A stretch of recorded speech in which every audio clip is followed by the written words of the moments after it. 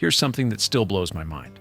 A 90-minute movie made to sell plastic toys killed off the very heroes the cartoon had spent 2 whole seasons keeping safe.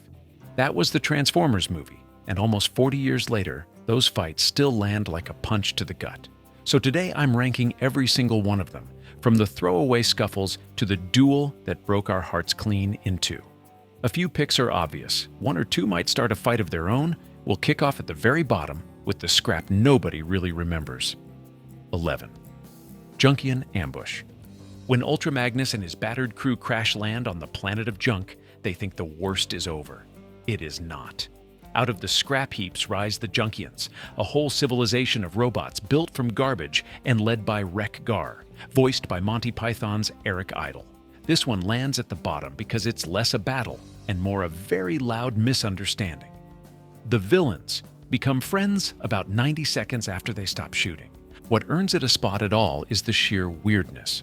Wreck-Gar and his gang speak entirely in old TV catchphrases and advertising jargon because they learned English from Intercepted Earth broadcasts, a genuinely clever gag hidden in a cartoon about robot toys.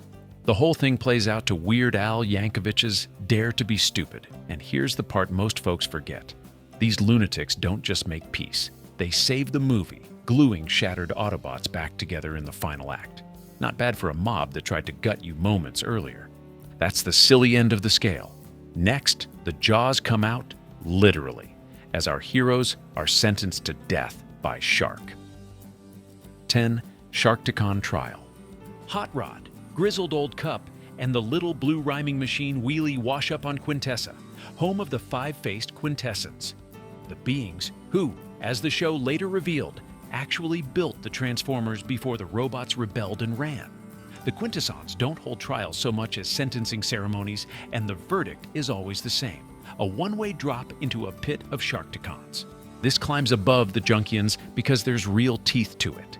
Cup and Hot Rod fight for their lives against a churning sea of shark robots, and just as the numbers turn hopeless, Grimlock and the Dinobots come stomping in to flip the whole arena over. The knock against it? Grimlock is such a walking tank that the Sharkticons give up and start eating their own masters instead. Great spectacle, low suspense. Still, watch closely, and you'll catch poor Kranix, a refugee from a planet Unicron already swallowed, meeting a grisly end in those jaws. A genuinely brutal touch for a Saturday morning brand. 9.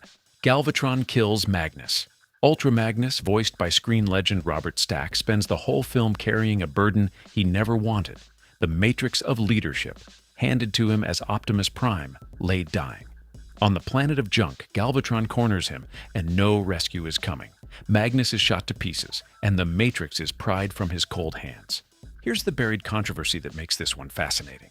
In the original script, the storyboards, and Marvel's tie-in comic, Magnus doesn't just get shot, he gets drawn and quartered, his limbs roped by Galvatron's flying sweeps and torn off in 4 directions, while he screams.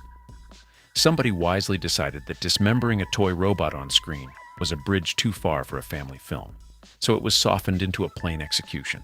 It lands at 9 because Magnus, bless him, never quite felt like a true lead.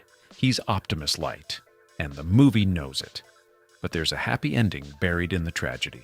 The Junkians later scoop up his parts and rebuild him good as new. 8. Inside Unicron. By the finale, our surviving heroes fly their ship straight into the belly of the beast, into Unicron himself, and it turns genuinely nightmarish. They're swallowed whole, thrown around his pulsing, cavernous guts, and forced to battle the planet god's internal defenses just to stay in one piece. This is the fight that gave us one of the most infamous moments in the whole franchise.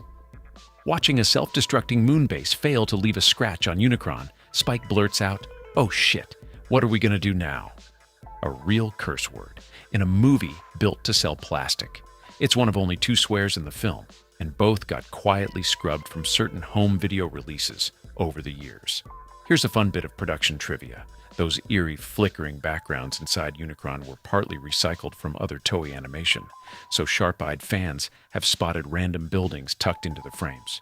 It ranks mid-list because it's more chaos than choreography. A survival scramble rather than a clean duel. 7. Galvatron executes Starscream. Starscream has schemed and backstabbed his way through the entire saga, forever angling for Megatron's throne. Here he finally grabs it for about 30 seconds. Having dumped the wounded Megatron out into space, he throws himself a lavish coronation on Cybertron, complete with a ridiculous oversized crown. Then a warship descends, the doors part, and out steps Galvatron, the reborn Megatron. One shot from Galvatron's cannon, and Starscream crumbles into a smoking pile of ash in front of his horrified followers, his crown clattering to the floor. It's less a fight than an execution, which is the only reason it doesn't rank higher. There's simply no contest, but as payoff, it's flawless. That nasally screeching Starscream had been begging for this for years, and the film delivers it with icy, understated style. 6. Unicron eats Cybertron. When Galvatron foolishly tries to use the Matrix to enslave Unicron, the ancient devourer decides he's had quite enough of being ordered around by a henchman. What follows is one of the most jaw-dropping sequences in the film. Unicron transforms. A whole planet unfolds into a titanic robot in a slow, minute-long reveal that leaves even Galvatron frozen. And then those colossal fists come down on Cybertron itself. This ranks high on spectacle and mid on stakes you can feel. But here's the history that makes the scene immortal.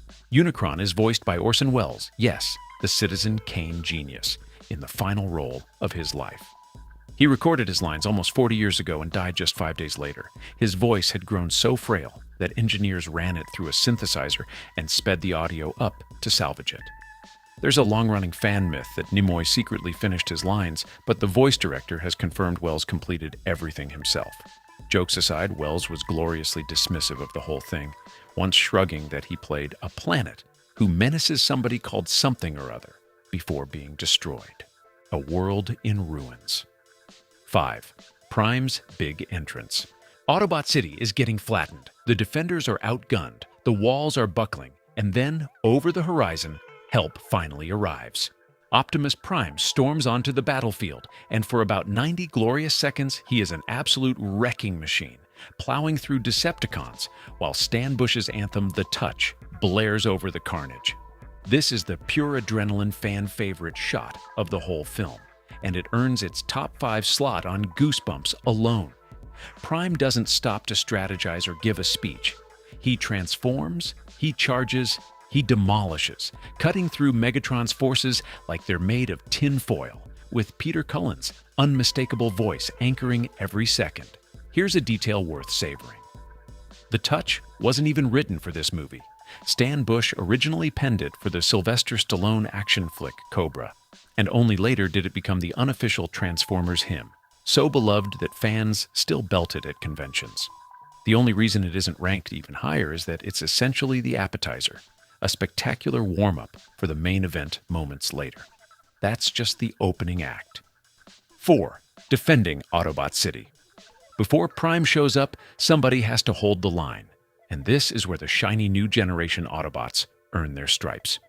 Springer, RC Blaster, and Blur scramble to convert their outpost into a bristling battle fortress as Megatron's forces pour in, and the defense is desperate, grinding, and costly. This ranks high because it's where the movie first tells you, flat out, that nobody here is safe. Windcharger falls in the chaos. Wheeljack, the beloved inventor with the ears that flash when he speaks, is killed off-screen, his body glimpsed in the smoking rubble. The Constructicons even combine into the towering Devastator, turning an already lopsided fight into a nightmare.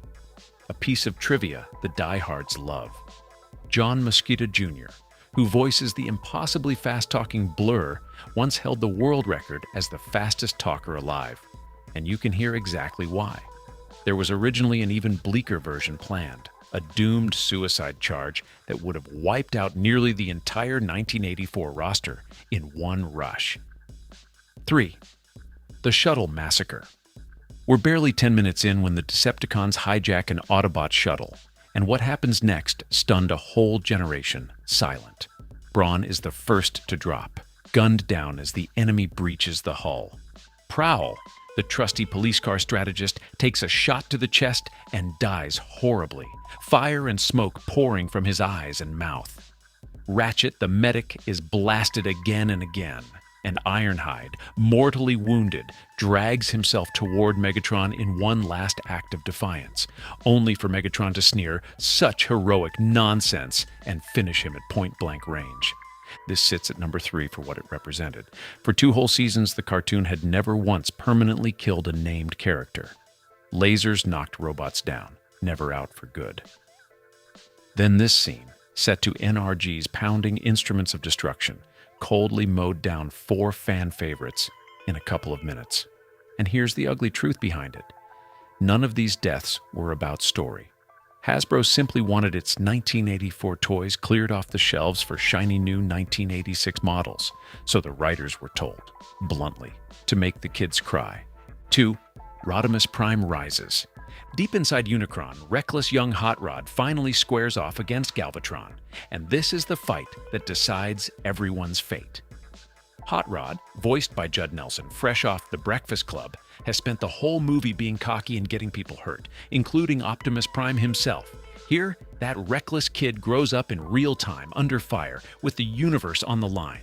Mid-brawl, Hot Rod seizes the matrix of leadership, and as Optimus's ghostly voice echoes through it, he transforms into Rodimus Prime, cracks the ancient relic wide open, and unleashes a blast of pure light that destroys Unicron from the inside out. The Devourer's severed head is left drifting in space as a grim new moon of Cybertron. It ranks second because it's the payoff to the entire film. The reckless boy becomes the leader. And Nimoy's Galvatron makes a great final opponent, sneering until the light takes him. Lovely irony. Fans still argue whether Rodimus was ever a worthy successor, and the show seemed to agree, eventually bringing the original leader back, which leaves one fight standing. The duel that started the tears and still splits the fandom to this day. 1. Prime versus Megatron. Of course it's this one. In the middle of the Battle of Autobot City, the 2 titans of the franchise finally collide, and the movie treats it like the heavyweight bout it is. Prime batters Megatron to the edge of a ledge and has the win in his grasp, until Hot Rod leaps in and grabs Megatron, handing him the opening he needs. Megatron snatches up a fallen blaster and riddles Optimus with shot after shot. Prime still finds the strength to knock his old rival off the platform, but by then the damage is done. This is number 1 for what comes after the punches stop. Optimus doesn't die gloriously in battle. He dies slowly, on an operating table, his vivid reds and blues fading to a dull, lifeless gray as the Matrix slips from his fingers. For millions of kids, it was like watching Disney gun down Mickey Mouse. Screenwriter Ron Friedman begged Hasbro not to do it, warning you can't just yank the father figure out of the family. They ignored him. And the backlash was so fierce, the show hauled Prime back from the dead within a year. That's how much this one fight mattered. If this stirred something up, go subscribe and ring that bell so you don't miss the next video. So that's my ranking. 11 fights, 1 broken heart, and probably a few opinions you're itching to fight me over. Hope you found this video helpful and maybe a little nostalgic too. Whatever order you'd put these in, one thing never changes. One shall stand, one shall fall. Until the next one, roll out.